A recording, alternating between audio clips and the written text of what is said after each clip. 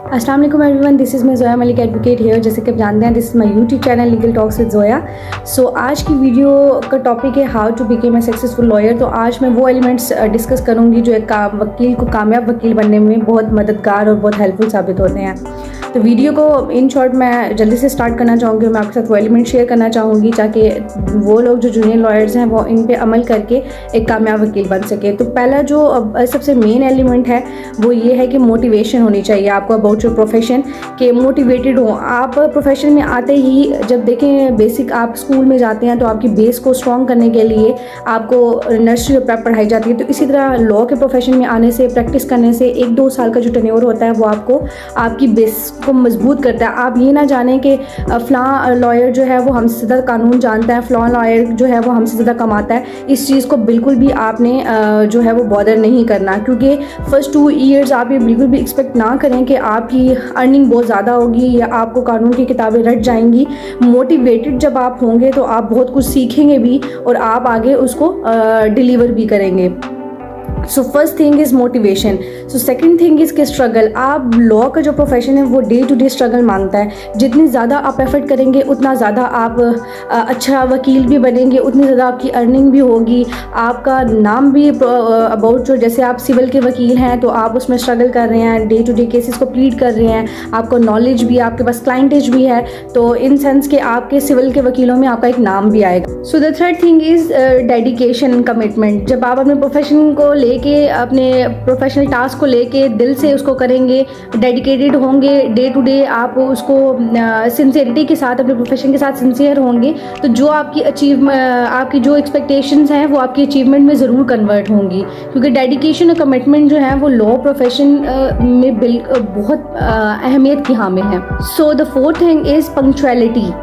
Law profession में आपकी punctual होना, रेगुलर बेसिस पे कोर्ट्स अपीयरेंस, कचहरी जाना, ये चीज़ें बहुत काउंट और बहुत मैटर करती हैं। क्योंकि पंक्चुअलिटी, अगर आपके पास केसेस नहीं भी हैं तो आप फिर भी कोशिश करें कि आप छुट्टी ना करें, क्योंकि वकालत ऐसा पेशा है जिसको आप जितना टाइम देंगे आप उतना ही ज़्यादा उस प्रोफेशन में ग्रो करेंगे। तो द फिफ्थ थिंग इज़ कि आप अपनी हैबिट बना लें कि डेली बेसिस पे अगर आपके पास केसेस हैं भी और अगर नहीं भी हैं तो आप लॉ जर्नल्स को स्टडी करें, डिफरेंट जजमेंट स्टडी करें, उसको अपने पास नोट डाउन कर लें। इन फ्यूचर ज़रूर आपके पास कोई ऐसा केस आएगा जिसमें वो आपको हेल्पफुल साबित होंगी, जिसमें वो यूज़ होंगी। तो डेली ये प्रैक्टिस बना लें कि कामयाब वकील की ये निशानी है कि वो जजमेंट्स या केस जो उसके पास केस आता है उससे ज़रूर रेलिवेंट उसको जो है वो नो हाउ होती है, उसके पास जजमेंट होती हैं। कोर्ट अपीयरेंस में भी जब आर्गूमेंट्स होते हैं तो वो आपके लिए आप ज़रूर जजमेंट्स को कोट करते हैं और कोर्ट को रेफ़र भी करते हैं। So the sixth thing is, और जो मोस्ट इंपॉर्टेंट है वो ड्राफ्टिंग है, क्योंकि हमारे लॉ प्रोफेशन में मोस्टली लॉयर्स जो हैं वो अपने ड्राफ्टिंग की वजह से भी पहचाने जाते हैं, क्योंकि ड्राफ्टिंग एक ऐसा टूल है जो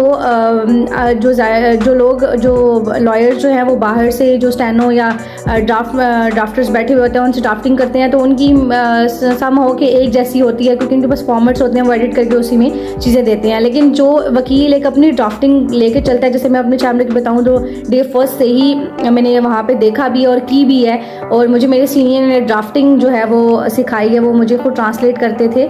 तो ड्राफ्टिंग एक ऐसा टूल है, मैं समझती हूँ कि वो वकील के पास हो तो वो कामयाब वकील बन सकता है। So the seventh thing is कि एप्लीकेशन जो होती हैं, या हम लोग कोर्ट्स में किसी भी स्टेज के ऊपर एप्लीकेशन देते हैं, या कोई देख लें कि आप इन रिटर्न आप उनसे कोई मोस्टली यही होता है कि एप्लीकेशन ही हम लोग देते हैं तो वो इन रिटर्न होनी चाहिए। आपको उर्दू में भी और इंग्लिश में भी ज़रूर एप्लीकेशंस लिखनी आनी चाहिए। जितनी हमारी रीडिंग और राइटिंग हैबिट होगी हम अपने प्रोफेशन में उतना ज़्यादा ग्रूम करेंगे, क्योंकि ये वकालत जो है वो डे फर्स्ट से जब तक आप इस प्रोफेशन में रहना चाहते हैं आप डे बाय डे सीखते हैं। मीन्स कि आपकी लर्निंग स्टेज कभी भी ख़त्म नहीं होती। थिंग इज़, जो मैं समझती हूँ कि बहुत इंपॉर्टेंट है, वो है कि एक वकील अपने क्लाइंट को कैसे डील करता है, क्योंकि क्लाइंट जब आपके पास कोई दादरसी लेके आता है तो उसको कानून के बारे में तो नहीं होता, वो अपनी स्टोरी ही सुनाएगा।